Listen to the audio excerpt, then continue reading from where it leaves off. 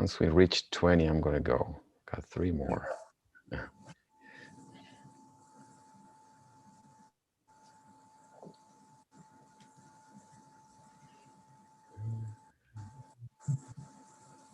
Usual suspect.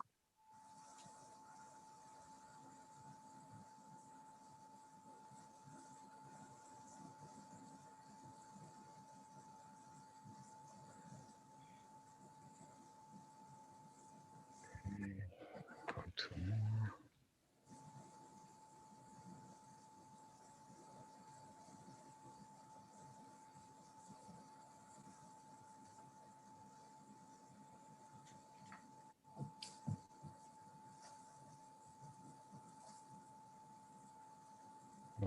Okay, well, I'm going to get started. Let me see. Just 1 more minute here. There we go.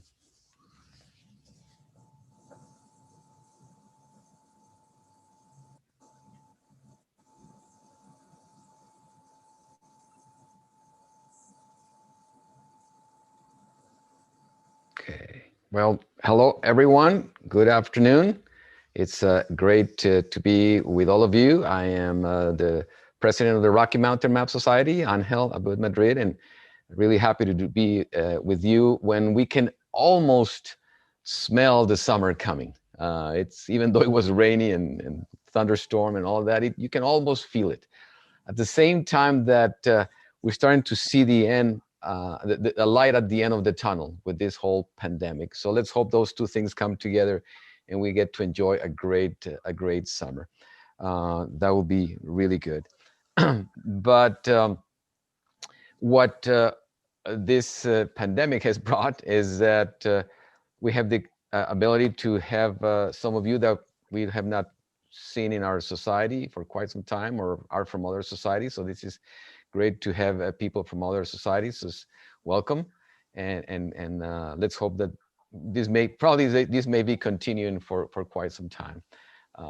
I'm really hoping that at some point this pandemic becomes just one more lecture in the series of the Rocky Mountain Society, looking at thematic maps of how pandemics have come and go. But we'll see. And talking about thematic maps, I think we're going to have tonight an opportunity to see that in a totally different topic, but so we'll get to see something related to that topic, hopefully. In the meantime, just a reminder to all of the members of the society we had our annual meeting of the board, the meeting of the for elections and the like last time, and we talked about the time to pay dues. So that's important. I had to confess that as president, I have not paid my dues. I just realized that yesterday. So don't follow the leader here. Just be a good citizen and pay your dues and stay as a member of the society. So to introduce our speaker and also to tell us about what may be coming up, at least one program or two, maybe after the summer, before we decide what to do in the fall. It seems like things will open up, but we'll still have to make a decision on what to do. Some of you may not even want to leave your living room, who knows, to come to downtown Denver. But we will decide that sometime in the summer. But to tell us a little bit what's coming up and also introduce our speaker, we have our programs director, Naomi Heiser. So Naomi, tell us what's coming up. Thank you. Before I introduce tonight's speaker, a couple of announcements. So this is the last talk of our 2020 through 21 season. And we just want to thank everyone profusely for sticking with us and getting used to this Zoom environment that we have been working to promote. We want to also acknowledge the hard work of Washington Map Society, who did such a great job collaborating with us and with all the other U.S. map societies to make a nice large program for everyone to participate in from all over the country. So if you're interested, there's going to be a couple more talks in that collaborative effort, and you can look at the websites of Washington Map Society or the other individual societies like Chicago and New York in order to see what's coming up. There's a couple more things in June. And then in September, things will resume again. So you can also look at John Doctor's comprehensive list of international map programs and conferences to see what's coming up around the world. In the fall, we know we're going to have Max Peters back. We canceled his talk in the spring when COVID, actually, that was a long time ago, last spring when COVID happened. And he'll be back in September to give a talk on the mapping of the Dutch Empire. And after that, I think we're going to need to figure out, like Angel said, where we meet, or if we continue on Zoom, or if we can somehow do both. I think that's it. Is there anything else, Angel, about upcoming? Oh, for members, actually, we are going to have a gathering in August, if that continues. And you will hear about that. We'll send out information about that during the summer, too. And it'll be like a party map gathering so everyone can get together and share some of what they're interested in. All right, so tonight it's my pleasure to introduce Dr. Joe Bryan of CU Boulder's Geography Department. His work focuses on the politics of indigeneity in the Americas with particular attention to questions of land, territory, and rights. He's a co-editor of Radical Cartographies, which is the book he'll be talking about tonight, along with Bjorn Sledo, Charles Hale, and Alfredo Wagner. He's worked with indigenous communities throughout the Americas on mapping projects for 20 years, and he's the author of numerous articles on indigenous mapping and the co-author with Dennis Wood on weaponizing maps, indigenous peoples, and counterinsurgencies in the Americas. He's currently at work on a project on the contemporary politics of indigeneity in Oaxaca, Mexico. He's also a faculty affiliate of the CU Center for Native American Indigenous Studies and the Latin American Studies Center. I also know Joe through working with him for the last couple of years on campus, and know that his students really love him. He's a big supporter of students with the honors program and also his graduate students, and has won an award on campus for that kind of support. So take it away, Joe. Thanks, Naomi, and thanks, Angel. That was a very nice introduction. Let me start up my presentation.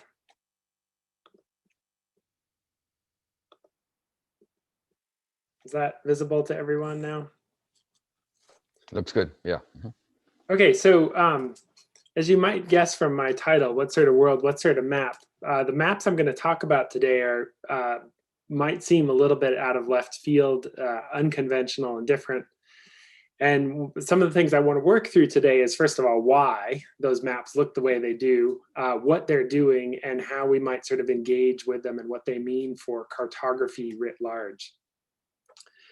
So I want to start by grounding this a little bit in some of the history of cartography and critical cartography debates in the academic literature. And some of you probably have seen some of these books, but I will sort of reference them, and I can explain them more in greater detail later. But it's been nearly 3 decades since Brian Harley and Dennis Wood cracked open the world of cartography, poking at its omissions and silences, interrogating all that maps have become. As complementary as their takes were, they diverged in important ways. Harley, the historian, took maps as texts that could be read and analyzed, dispensing with their illusions and contrivances to progressively uncover their truth. Harley's project was as much about a kind of progressive contextualization as it was about an open-ended engagement with all that maps made possible. And those of you know Brian Harley's work, this is one of the maps that he wrote extensively about. This is Smith's map of Virginia.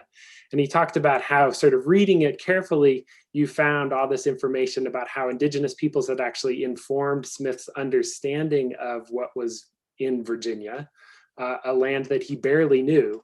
And had kind of populated the map in really important ways that were then obscured by the way the map was presented as this sort of authoritative representation. But Harley's real love and his sort of interest in the history of cartography goes back to the ordnance surveys in England. And Harley wrote extensively about them, perhaps better than anyone else, because he said the map, and speaking specifically of an ordnance survey of the town that he lived in, was a biography of the landscape that reciprocates the biography of the viewer or collector. And Harley wrote eloquently about this reciprocal relationship, intertwining the viewer with the viewed, mixing the image on the map with memory and experience. And Harley didn't mean it this way, but his words captured what Matt Edney, another map historian, has more recently called cartography's abiding ideology that lurks just beneath the claimed objectivity of its measurements and calculations. It was Dennis Wood, though, who took up the question of the ideology of maps as a frame or an image through which we would see the world. Cartography, Wood offered, performed the vital ideological work of encoding our understanding of the world using a set of rules to convey a sense of objectivity in image, if not also in practice. And his sort of seminal article on this was a decoding of the North Carolina State Highway map, showing how the map actively works to encode this landscape and show us a certain view of North Carolina that it omits and excludes other sort of possible configurations of it. As Wood wrote, through maps, we would see a world that would in turn shape its maps. The history of cartography, then, to borrow a topic back from Harley, was one of simultaneously simplifying the spatial and historical composition of the world, progressively eliminating different ways of knowing and being in it, so as to make a single approach universal. And universalization then set forth the idea that the world in its entirety could be mapped, of course, and that there was a place for everyone and everything.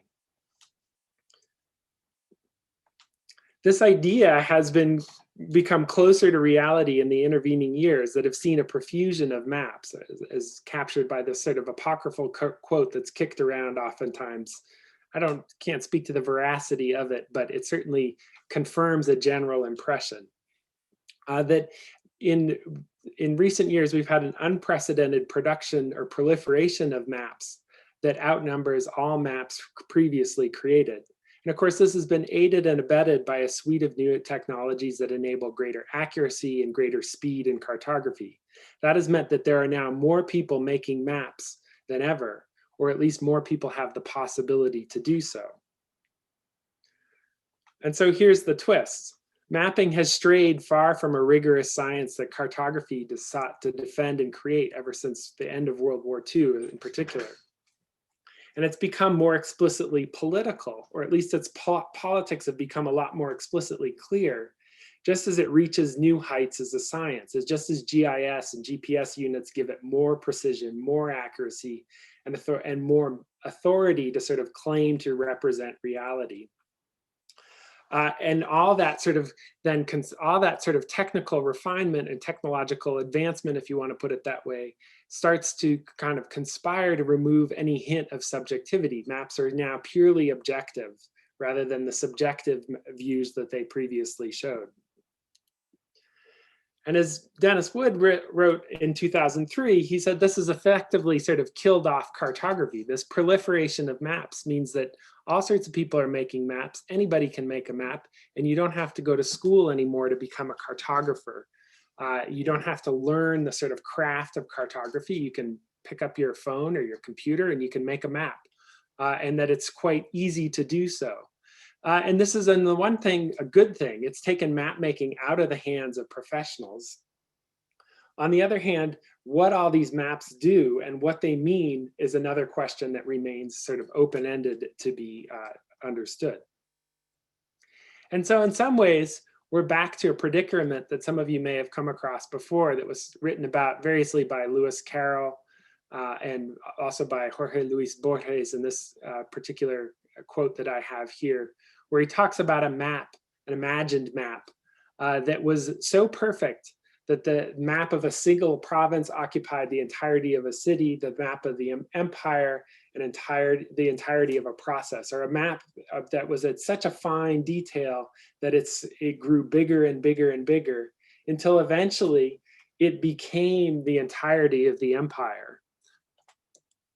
So much so that then the map became obsolescent. And this is a sort of captured then in this famous quote from Borges, where he talks about the remnants of this map are now no longer needed because the empire is everything. There are other ways of reading this quote, but this is the reading of it that I want to kind of stick with here today. Because it sort of gets to this problem with maps, that it says that maps are really not only about the truth of representation, right? Do they show the world as it is? So much as they are about the representation of the truth. Do they tell us what to believe, what is real, And this sort of foregrounds then the relationship between imperial power and imperial knowledge in the Borges quote, but it's certainly one that we can think about in the context of today. Now, thinking about that, of course, there are lots of examples to do that with. The primary uses of maps by indigenous peoples in particular that I'm going to talk about today have been to advance claims to land and territory, oftentimes documenting details of land use and occupancy that are reasonably well documented and known if they rarely appear on maps. And this map here showing the discoveries made by British officers in the Arctic regions between 1818 and 1826. I mean, if you know anything about this, you know that the British were there after furs in particular. They were intensively in contact with native peoples. They even sort of indicate native peoples on this map. You probably can't read this very well on your screens at home, but you can see that on there they label certain groups as the Copper Indians or the Hair Indians, sort of giving them these rudimentary names, and yet this landscape is depicted as empty or uninhabited. And this is something then that indigenous groups have mapped back against quite effectively. And in Canada, in Northern Canada, this has been a long ongoing project that really starts in the 1970s. I've written some about that history in Weaponizing Maps with Dennis Wood. But this is sort of a contemporary vision of it. This is put out by the Inuit Tapiriit Kanatami organization, or ITK, in Canada, that represents Inuit people across Canada, including, and is sort of concentrated in the government of Nunavut. But they've gone about this sort of extensive process of remapping the Canadian North to show it as anything but an empty place, but in fact, a place that was sort of eloquently captured by the title of one of the first mapping efforts up there that said, "Our footprints are everywhere in this Arctic. It's not an empty space at all." And these efforts, they oftentimes predate digital technologies, but they've really taken off from it. And you can see this is using all sorts of latest and greatest cartography production techniques. But there are other things that are sort of also driving this shift. The first has to do in part with the dramatic expansion of extractive industries into frontier areas that begins really in the sort of 1960s and sort of coincides with development in the quote unquote third world, but also in parts of places like Northern Canada, that has new economic activities expanding into areas that had previously been regarded as remote or isolated, and like the Amazon basin as shown here. In the Amazon in particular, oil production and settlement schemes were very much at the fore of this movement, encroaching into areas occupied by indigenous peoples, but often claimed by states as national lands due to the fact that there were no property rights documented there or no other claims of ownership. But even this was a fiction in places like in the Western Amazon, for example, where there had been rubber tappers and oil exploration going back to the early 20th century, or places like where I've worked in Central America, where a lot of these indigenous claims are built on top of former banana enclaves run by Standard Fruit, United Fruit, and some of the famous early US companies of the mid-20th century.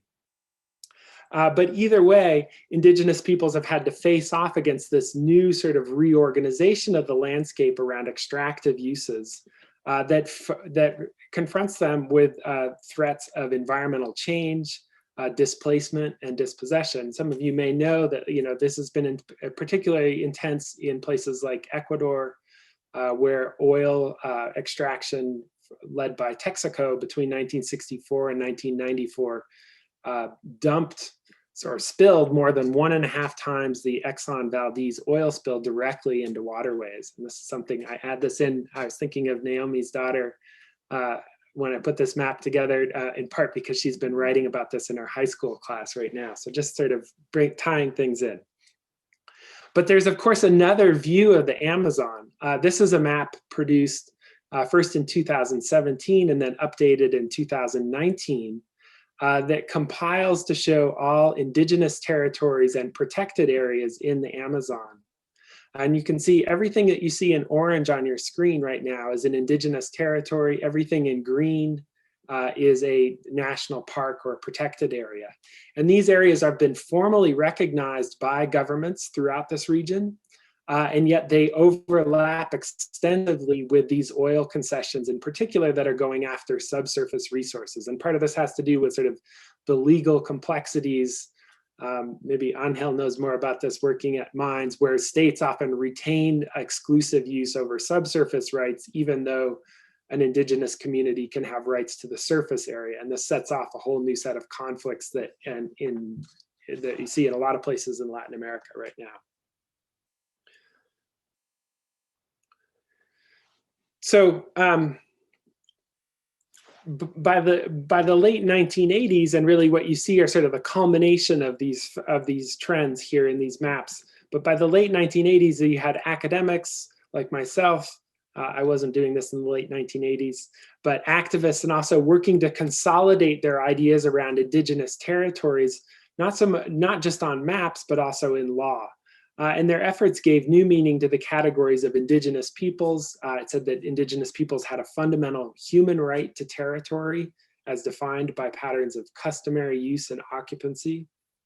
And like most rights talk in general, their work had to refer back to kind of an idealized historical past, establishing a continuity between a pre-contact moment sometime at the past and the present expressed in terms of cultural difference.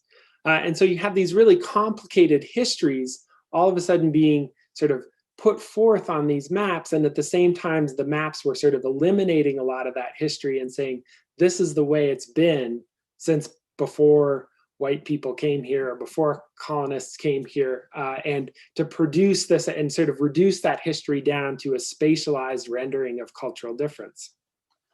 And maps, of course, played a critical role in doing this, replacing history with geography, time with space. And that approach was powerful enough that when it came to challenging state-sanctioned erasure of indigenous peoples in the present, noting their original or founding presence while scripting their disappearance in the present. This is the sort of standard way that a lot of states have operated, to say, okay, we'll recognize that indigenous peoples were there in the past, but as far as the present and the future, that lies in their assimilation or incorporation in with Ecuador or Brazil or the United States for that matter.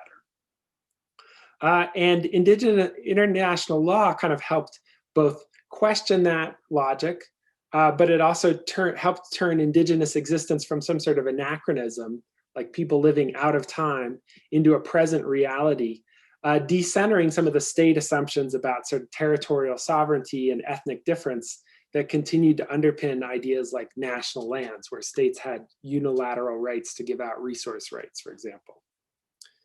And the current wave of indigenous mapping really comes out of this conjuncture, powerfully sort of allied with legal developments, also tied and shaped by political economic change, but also sort of then pulling forward this idea of cultural or ethnic difference that goes back as far as you want to sort of dig it back. And so just to sort of, by way of grounding this a little bit, let me ground this in the case that I worked for the longest for in Nicaragua. And that was the case of Aostini v. Nicaragua that was adjudicated by the Inter-American Court in 2001. Now, the Inter-American Court of Human Rights decision was really important because it was the first time that an international legal body had sort of validated human rights standards that indigenous peoples had been pushing for in forums like the United Nations and the Organization of American States since the late 70s, really. And it said that indigenous peoples do in fact have a right to own as property lands or resources that they have customarily used. Now, there's a lot of legal nuance to this that I'm happy to talk about in question and answer, but you get the sort of idea that's being put forward here. And in this case, the law was really important, but so too were the maps. And so what you have here are a couple of fairly rudimentary maps if you're worried about cartographic standards, but very effective maps nonetheless. The first map was one that was drawn by people from Aostini in 1992, at the moment when they were sort of both returning after a decade of displacement during the Contra War in Nicaragua during the 1980s, With undergrads, I have to explain to them what the Contra War is. I'm going to assume that many of you remember what that was, or have some sense of it. And they were sort of resettling the community at this point in time when a logging company started to approach them about acquiring rights to log on the community's lands. And this is an area that had previously been logged in the 20s and 30s. For mahogany by a Boston-based company and then a Louisiana-based company, but nonetheless, the forest had regenerated. It had been left alone really during the Contra War, and so it was sort of once again this rich trove of natural resources. And so the community put together this map to both say, this is where our lands are, and if you want to log here, you have to deal with us, but also to sort of denounce the company for trying to go around or go behind Nicaraguan state regulations that said that, you know, the state had to be involved in mediating this in some way. Nonetheless, it turned out that the Nicaraguan government was also in the business of negotiating a logging contract to the same area at the same time with a Korean financed company. And when the community found out about this second logging company coming in, they filed a claim in Nicaraguan courts that then eventually worked its way up to the Nicaraguan Supreme Court, where they won a favorable ruling saying that, yes, they did have the right to these lands. They were their Aostini's lands, and the logging companies had to include Aostini in the negotiations about rights to log in this area. Nonetheless, the Nicaraguan government refused to sort of implement the ruling and went ahead with the concession to the Korean company.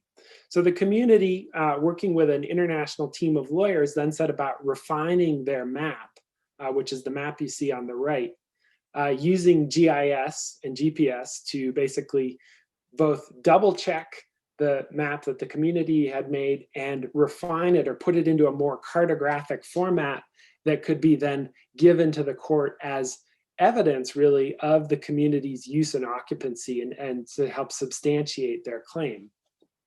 And so a couple of things that you see sort of going on cartographically here, if you're looking at this closely, on the left-hand side, that original sketch map is drawn along an upriver, downriver axis, where you have west at the top and east at the bottom. And this makes perfect sense if you're in this area of Nicaragua, where historically so much of the sort of travel that people do on a daily basis, it deals with going up and down rivers.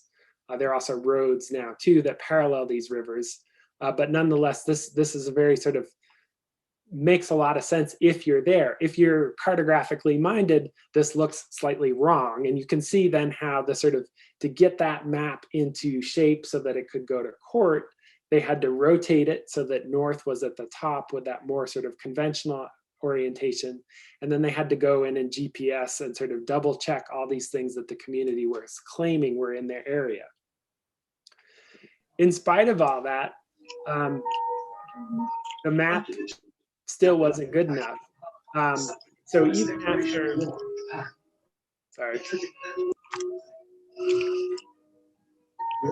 even after Aostini won their case, they were forced to go to the Nicaraguan government for titling and sort of official demarcation of their territory.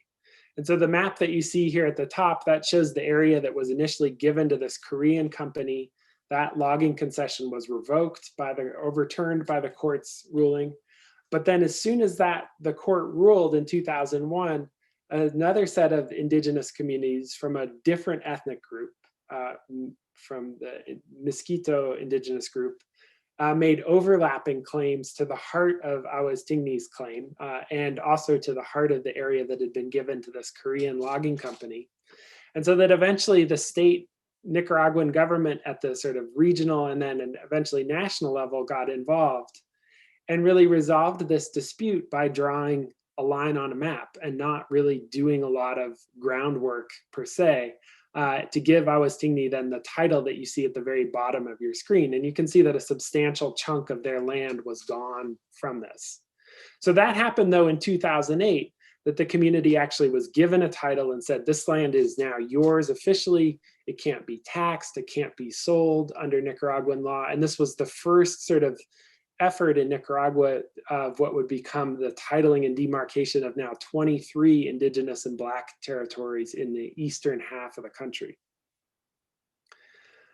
But the map wasn't good enough, right? And this is the problem. What you see on this map here is a graphic representation of how the environment in this area has been radically transformed. So everything you see in pink here is a shaded overlay showing areas where there's been forest loss in the period, I'm forgetting my time period on this, 2005 to 2008. So at the same time that they were waiting on their title, the forest was being slicked off radically by essentially an invasion of non-indigenous settlers, for the most part, coming from Western Nicaragua into the east, oftentimes with backing from the Nicaraguan national government to kind of settle this area. And so this area that was first mapped as this extensive area of forest where people practiced customary forms of agriculture, but also did realized economic activities that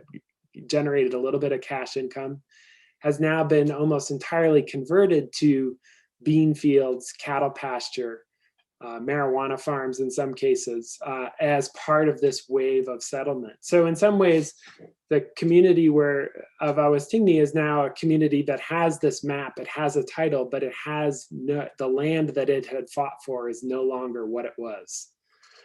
Which gets to kind of a predicament of what good then are these kinds of maps. And this is the predicament that many indigenous communities find themselves in now. They have to make their claims visible, oftentimes using a map, within the constraints of what the law will allow, or risk losing them altogether to encroachment by settlers, conversion of forest to agricultural land, or in other cases, open pit mining, oil and gas development, all these things that are sort of justified if the land is deemed empty or devoid of any kind of people.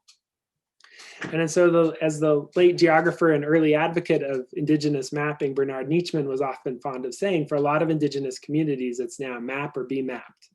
If you have a map, you have a place in history. If you're not on the map, you're out of it. Now it's worth pausing to return to some of the points that I started off with.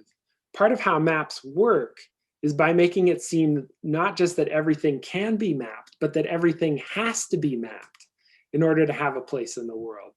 And this statement then has sort of a legal corollary to it. For any rights to exist, they must be legally recognized, or at least be able to be remedied if they've been violated by some sort of legal action.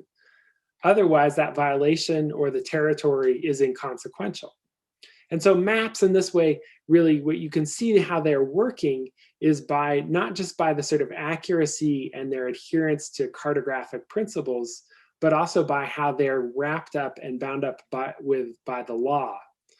Just as the law functions because the places where it's going to be implied in can be mapped, right? So in order to have an indigenous territory that you are going to recognize under law, you need to have a map or something that shows you where that indigenous territory is so that it can be titled and demarcated. And this is what, in more sort of philosophical terms, we might describe as a kind of a totalizing view, one that's attached historically to a particular view of the world. That is to say that these maps, or these sort of maps and this function of maps in conjunction with the law is profoundly ideological. And to the extent that maps like Aostini's challenge this ideological position, they do so by sort of figuring out how to fold themselves into this idea that everything has a place, everything that exists can and should be mapped if it's going to continue to exist. And so these maps that Aostini produced as radical and sort of discomforting as they were when they were first filed as a claim, they end up being kind of reformist by nature rather than radical. They succeed in adding to the description of the world without changing it, to put it in sort of basic terms. This is not a problem that originates with Aostini. It's not really even Aostini's problem, that they have to live with the consequences of it. It lies instead a lot with how we sort of think about maps and the role they played in making Aostini as a community visible as an object of recognition, with boundaries that could be surveyed and demarcated, and territorialized within existing methods, or territorialized within existing forms of power and economy. The maps are, of course, fascinating to look at. There's no denying that. But we often have to see how that fascination contributes to a sort of mystified understanding of the world, in which even the most far-flung, radically different other or ethnic group can be understood and made understandable through a map. So at this point, it's easy to think that mapping is anything but radical or transformative. Instead, it means categorizing and disciplining people and places, colonization by any other name. To end here, however, would be to concede that space, where this happens, or geography, is something fixed or inert, in which things can be located by area and extent. This is how maps would like us to think things are, but it's an impoverished view of mapping as a set of social practices. That is how people make maps, how they look at them, how they consult them, how they read them, alongside of their sort of production of how maps are produced in a sort of more conventional way. And all three combine to produce a particular understanding of space that sets forth criteria for what is mappable. Mapping, in other words, produces space. It doesn't just sort of document what's there, it gives us an idea. Or going back to sort of Dennis Wood's initial formulation, we see the world through these maps. And therefore, because map produces spaces, it's as much about a site of domination and sort of an assertion of power inequalities as it is a site of struggle and analysis, experimentation and rupture. And so let me explain what I mean then by that. One common problem that working with Indigenous mapping always sort of faces is this question of what to map. In Indigenous land claims, the idea of what we should map, usually customary use and occupancy, is oftentimes determined in advance by the criteria for legal recognition. But on the ground, when you actually go out to try to figure out what these things are, what's mappable is not nearly as self-evident. And you oftentimes find yourself that mapping itself involves a lot of sort of interpretation that operates along a growing sense of things, that everything that you can't get on the map, or everything that sort of slips away. So this is a map then that's on your screen right now that I worked on with members of the Honey Lake Maidu tribe in northeastern California. Like the Aostini map, the immediate application of this map was for a lawsuit aimed at protecting a string of Maidu cultural sites from a proposed resort development in northeastern California, in Lassen County to be specific. The Honey Lake Maidu are not recognized as an Indian tribe by the US government, though other Maidu groups in the Northern Sierra are. Most of the sites threatened by the development were on private timberlands or federally managed Forest Service land, with some also on Bureau of Land Management land. The Forest Service, of course, affords some recognition for cultural resources, a term that's generally interpreted as physical evidence of past human activity. And Maidu groups had previously had some success with the Forest Service, getting them to protect a lake that figures prominently in Maidu origin stories, even though there's very little evidence of past human activity to go and map when you're at that lake. You have to have the story there as the sort of evidence to do it. So the initial task of mapping for this particular case was to expand on that definition of cultural resources, but also then to really communicate a Maidu perspective, how cultural resources writ large both can be recognized by federal land management agencies, but are also really hard to get on a map, and that to see them, you have to see a bigger picture. And so there were all sorts of challenges then that we had in putting this together.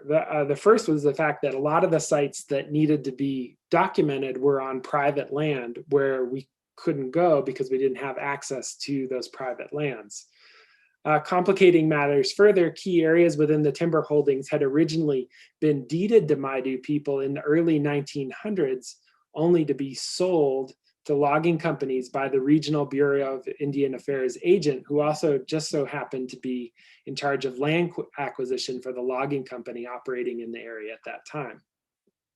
Many of those sites were also Other sites were also drowned beneath the surface of reservoirs that were produced across this area. It's the Upper Feather River watershed as part of irrigation projects for the Central Valley and flood management in California.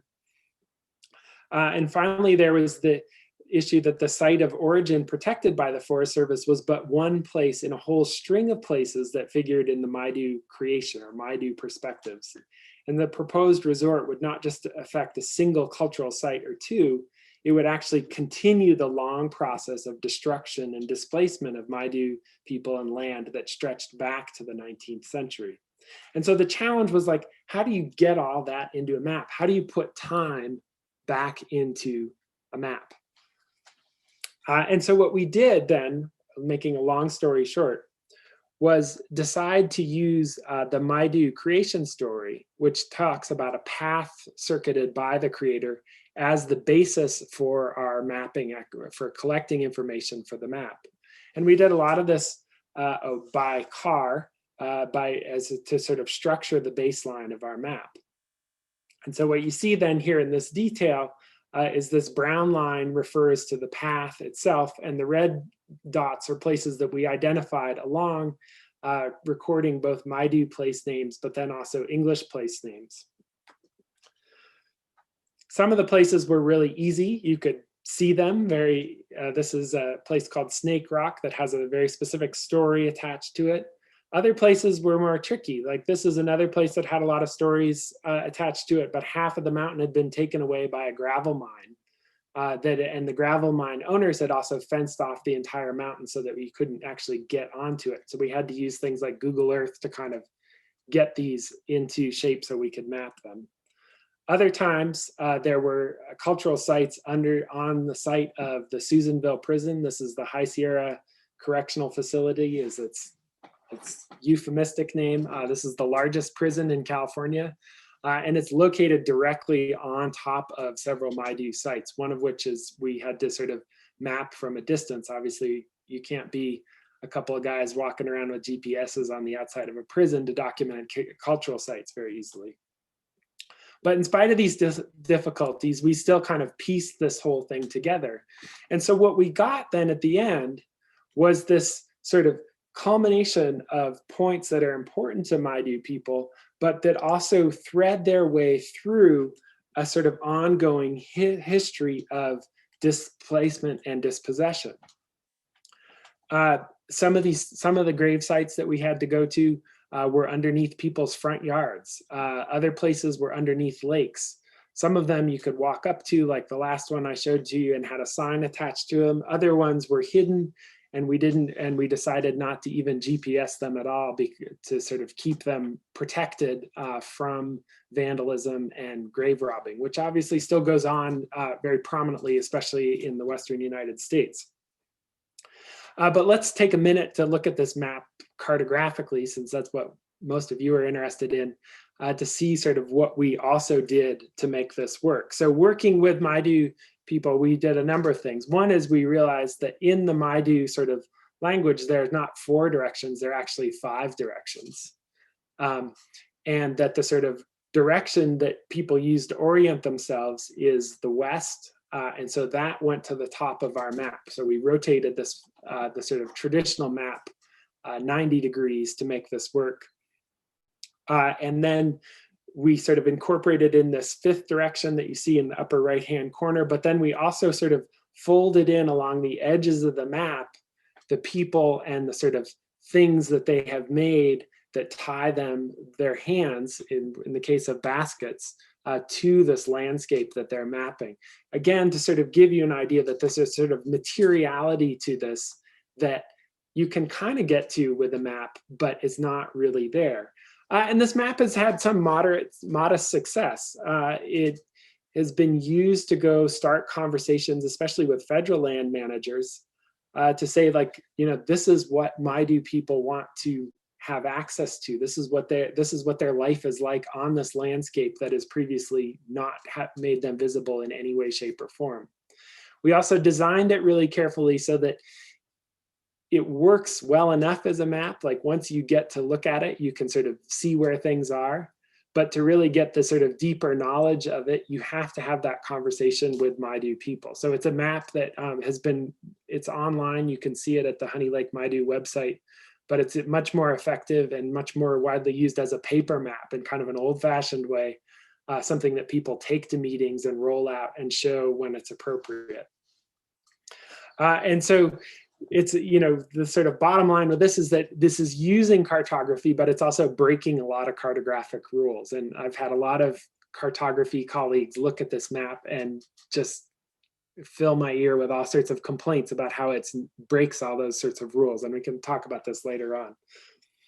But this isn't an isolated incident. And this is some of the stuff that we've collected in the edited volume that Naomi referenced in my introduction that I did with Bjorn Sledo and Charlie Hale and Alfredo Wagner, sort of collecting experiences with mapping from around Latin America, primarily from people who are indigenous or Afro-descendant themselves, and have at least grown up in or live in indigenous communities where they've been engaged with mapping. Many of them also have PhDs or are scholars in their own right, but are sort of combining this knowledge to sort of produce new ways of doing mapping. And so I want to highlight here just one of the examples that's from the book. And this is produced by a group of Mapuche cartographers in area that is best known to all of you as Southern Chile. One of them is an academic, the PhD in geography, and they've come together to put together this atlas of Mapuche lands in Southern Chile that has at the one time done a lot of these similar things that you see us doing with other maps that also hark back to these older maps about sort of working with orientation, switching it around, kind of giving a sense of what's important, how people orient themselves here, but also digging down deeper. And this effort is, as described in the chapter, really goes into great detail about this particular area that you see on your screens right now. And at issue here is the fact that the Chilean government has permitted a dam that would go in on the Rio Cautín, the Cautín River, which runs along the right-hand side of your screen, just above the scale there. And initially, Mapuche communities up and down the length of the river were up in arms about this because it was going to profoundly affect the river, but also flood some of their land. And the Chilean government came back and said, well, according to our records, no Mapuche communities have will suffer any harm because they don't own any land in this area. And in fact, what the Chilean government was referring to is that the only place that this particular Mapuche community that was sort of leading the charge against this dam had rights to was this little tiny area that you see in red that had been titled to them at the turn of the 20th century as kind of a land grant it's not somewhere between sort of the reservation system we have in the United States and the sort of effort to turn reservations into private property through the Allotment Act. And in fact, the community said, well, that's not at all the way that we use this landscape or the way we live in it at all. And so they set about sort of mapping this much larger area that includes all sorts of things that show the kind of material evidence of physical use that we've talked about in some of the previous maps, things like graves, former villages, cultural sites, areas where people gather plants for medicine and for food, but also areas of summer and winter pasture. This is a big issue in this part of Chile. It's far enough south so that there's snow to contend with up at higher elevations. And they produced this map that then helped eventually get this dam stopped. And the leader of this effort, Alberto Curamil, won the Goldman Prize. Some of you may have heard of the Goldman Environmental Prize. Forget how many years ago it was now, 2018, I want to say. But he couldn't go to San Francisco to receive the prize because as soon as the dam was stopped, the Chilean government arrested him on other charges. And he's been in jail since. So he sent his daughter to receive the prize. So you can see how these maps are really sort of play a role in this contentious transformation. And at the same time, they deal with certain constraints. So to wrap things up here then, and to go back to kind of the argument that we're getting at in the book, the edited volume, is to sort of think about how we might think about cartography in different ways. And we can think about how all maps, really, one of the ways they work is also on drawing on sort of non-cartographic ideas or things that can't be mapped. And this is the sort of ideological component of them that I talked about earlier. But then how would we sort of challenge this? So if you think about it, think for your own case, like think for a moment how you would map the space that your home is in. Would it be the center of a bounded territory or a node in a network? How would you handle the history of how you came to be there, how that space came to be? Would it be limited to the things you own or use? Would it just be property or the places you go? And the answers to any of these questions are at best really difficult, actually, if you sit down and think about them. And the difficulty underscores just how much cartography limits our understanding of space, creating any numbers of exclusions on the way at the same time that it gives us this very powerful way of talking about space. And the problem is not that cartography can't show these differences, but it's that these differences are incommensurable with the way that cartography has developed to sort of understand the world and space itself. And so the only real way forward is to sort of continue to chip away at cartography's hold on how we see and understand the world, and start to sort of think about new ways of organizing and differences. This point might seem sort of politically impossible, particularly when grasped through the practice of mapping. You see all these constraints that shape what to map, how to map it. But the point is that through the practice of mapping, through making these maps, all of these communities are finding new possibilities to sort of express and produce different understandings of space, possibilities that sort of both engage with and at the same time step beyond conventional understandings of cartography.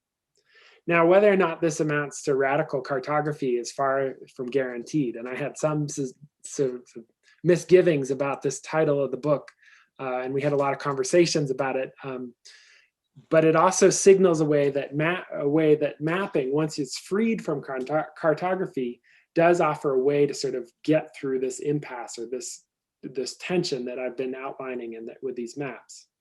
Mapping is clearly not an answer or a solution to the problems I've described, so much as it a path or a process that one might engage with, a route grounded in the materiality of struggles over space, over landscapes, that puts their confrontations and contradictions front and center by treating them as a site for producing analysis and knowledge and not for sort of obscuring and smoothing over with maps.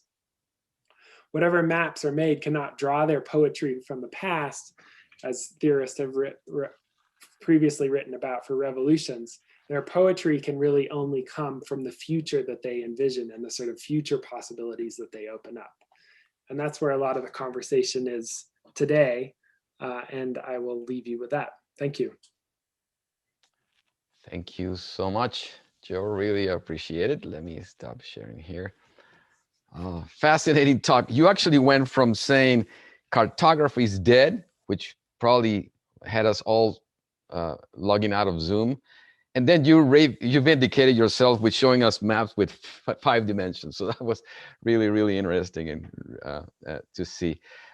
In a way, this reminds me of a recent talk. I don't know if it was with the California Map Society on a recent book on time on maps, and how you see, for example, the mapping of indigenous people pre-Hispanic, and how they help also Spaniards map some of the regions in Mexico. And you see those maps where it's basically history, how they walked around different sections of their lands, and they're trying to show a place, but also show history at the same time, which was confusing for the Spaniards, but they're fascinating. So I think, I'm sure you're aware of that book. And was that Ana Pulido Roll's book? It's co-written by several okay. In fact, there includes Susan Schulten, which also from DU that contributed to this book, and they looked at how to map time, and that's some of the things that you're talking about. It's fascinating. Yeah. Let's see. We've got some question here from the audience. Tim Damore, are there any maps of the lands of our Native American tribes made without input from our early governments? So Tim, I'm going to assume that you're referring to the United States, and things, yes and no. Indigenous peoples everywhere, just like people anywhere, have to have this sort of detailed understanding of space in order to live. I mean, this is kind of how we produce ourselves as societies, how we sustain ourselves, and that's all front and center. Whether or not that got turned into a map that looks like a map is a whole nother question. And there's great sort of work on this done by people like Mark Warhus. His book Another America comes to mind, that shows some of these maps that were made at this moment when Native people were really trying to negotiate a space for themselves within this kind of all-encompassing and encroaching US imperial or colonial space, however you want to describe it. And those maps, much like the ones that Angel just referenced in Mexico, show that there is this real sort of agency to indigenous peoples in trying to kind of figure out a way to exist within this sort of process that's sweeping across land, that's radically transforming everything by, in a sense, producing new spaces for themselves to continue to live in. And this goes back a long time. Now, whether or not that's, how you want to read that, are those authentically indigenous maps, or do they show a really sort of sophisticated hybrid knowledge that sort of engages with what we would call European or Western ideas of space and puts indigenous concepts in conversation with that? That's another question. And I think that's where there's some really great work that's been done in Mexico in particular, where Nahuatl, Mixtec, Zapotec people have these really rich traditions of producing documents that tell about space and time together, that predate Spanish arrival, but then how those traditions were transformed and adapted as indigenous communities tried to negotiate a place for themselves within New Spain. And as kind of an aside, and Angel brought this up and it's on my mind, that one of the things that's interesting is that the Spanish were really bad at mapping. They actually didn't even care about maps for the most part. And so this meant that they relied an incredible amount on these indigenous painter scribes to produce these things that would look like maps and really help sort of define the spatial organization of the colony at an early age. Now, of course, no sooner would a map be made than its terms would be violated or erased or altered by some other configuration. And eventually the Spanish crown gets serious about it and writes up these rules for how to map New Spain and official naming conventions. But there are these moments where you see this in the past. Question by Rebecca. Thank you for this comprehensive review. Could you imagine how to apply some of the general principles you explored, producing ourselves as societies, map or be mapped, to the current discussions and efforts about electoral redistricting? Well, there's an activity that puts the politics of maps front and center. I think there is this idea that there will be a sort of a technical solution always to whether it's a congressional district or a school district or a town line or what have you, that will eventually give you sort of a technical solution so that you can only have to consult the technical solution to that problem and not dig into the sort of political context or the political tensions that shape it. And I think that's an erroneous or false point of view, because we see in the case of Colorado, and Rebecca's doing some really fantastic work on this right now. So it's really more your area of expertise than mine. But you see how these lines are constantly being redrawn and reorganized, and the sort of put that into a process that says this is a political act, drawing these lines on a map, and therefore it's, we have to think about the sort of process that it goes through really carefully is important. It needs to be put sort of front and center. But I would leave saying more about that to Rebecca, because I know that she's putting in a lot of work and thought on this very issue right now. And I'm learning a lot from what she's doing as well. Now, Joe, on this concept of map or be mapped, you mentioned the importance of Indigenous people to map themselves, or at least to show where they are or their territories, so they're not completely overrun. You show us a group that been able to do that because some of those people, you said, they're being educated in the Western ways, they have PhDs and all that. But I can imagine lots of groups in the Amazon, for example, that they don't even have an idea that they're being mapped, and how can they put themselves on the map? Who can represent them and be their voices or their hands in the cartography process to map themselves? How can you do that? Well, first of all, I think that, even the most, I haven't worked in an Indigenous community anywhere where people didn't have an idea of maps anymore, right? The maps are ubiquitous. Maps are oftentimes, like when I was showing you those maps of oil concessions in the Amazon, for example, I did some work in Ecuador in the early 1990s, and oftentimes all people knew about where the oil companies were going were these maps that were sort of in circulation. So they knew that the maps were really important. Maps were harder to produce back then. I was, an unpaid intern trying to figure out how to use ArcGIS when ArcGIS was like 6 boxes of floppy disks that you had to install in a certain order to get it to work. And eventually we just made hand-drawn maps, which were really effective as far as organizing communities to say, like, if the oil company comes, this is what their oil development is going to be on top of. It's going to be on top of all the land you use for food. It's going to contaminate the water source or put the water source at risk. It could potentially move villages. It's going to put roads here and there. So we could visualize all that at sort of a community level, but then scaling that up to sort of getting the Ecuadorian government in that case to take them seriously, that was a whole nother matter. And in the absence of an easy way to make maps, people protest, right? This is what social movements are about. And eventually now they've acquired that ability to produce maps and then some that will work with the Ecuadorian government. And it's actually one of the chapters in Radical Cartographies talks about that very process of mapping lands in the Ecuadorian Amazon.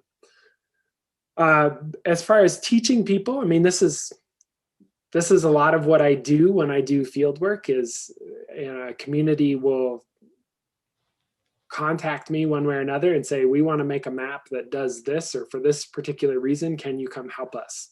And it's pretty easy to teach people how to make maps these days. It's using a GPS is really very simple. And you can teach young people how to do it. You can teach old people how to do it. You can teach men, women. You can get all sorts of people running around with GPS units really quickly. And then you get these really interesting conversations about how to put the data together and how to assemble it into a map. And that's become, in some ways, more transparent because you can, put this all up on a screen, which is one of the methods we use once you get all the data together, and move stuff around, or you can print out maps and have a meeting around, like, is this map right? Or you can take that map to all of your neighbors and say, what do you think? Are these the right boundaries? And these are all processes that are being used in a mapping initiative that I'm involved with right now in southern Belize around mapping Maya land rights there. So that part is pretty easy, and it's only getting easier. It's the consequences and the politics of mapping that are a lot harder to deal with. And that's really where the where the tricky stuff is. Yeah. Okay. Anybody else has any questions? You can put it on the chat, or you can raise your hands electronically or physically, the good old way.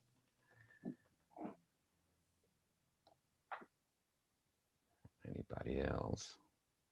Just go around. Okay. All right. Well, Joe, you have showed us that maps are not just beautiful to look at or can help us to go from point A to point B or can show us history, but they're powerful. And they're powerful in the way that you can, there's somebody else, that they can, help a group claim its territory and avoid being overrun. So it's a new way to look at things, and the power of education too. I think that's the work that you're doing it's pretty incredible in power for doing that. One more question here from Rebecca again. Maybe Rebecca, let me see. You want to bring this up, Rebecca, because maybe you're better at doing this. So you can unmute yourself and just go for it. Thank you. No, I think I've just really said that in my comment, and I really appreciate Joe's observations. But again, I would emphasize that wherever you are in your community, please help the people who are doing the mapping for the redistricting process to engage in this.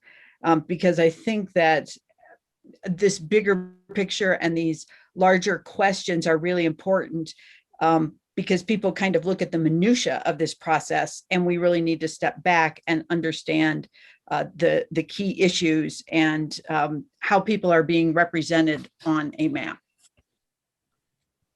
Indeed. Indeed. Very good. Okay. Well, thanks. Thank you, Joe, and thanks everybody for showing up on this last talk of our academic semester, let's say, to half of the semester. Hope you have a great summer. Hope that you can start going out, and probably our members will send out a message to see how you can join us for a celebration of our 30th anniversary of the Rocky Mountain Map Society in August. We'll let you know the details. Hopefully we can all gather in a nice place and be social again. And we'll let you know when that happens. And also what's going to happen with the talks in the fall, where we're going to meet, or if we're going to continue to meet like this. We'll let you know when that happens. So it's great to see everybody, and hope you have a great summer. Thank you. Bye. Let me see.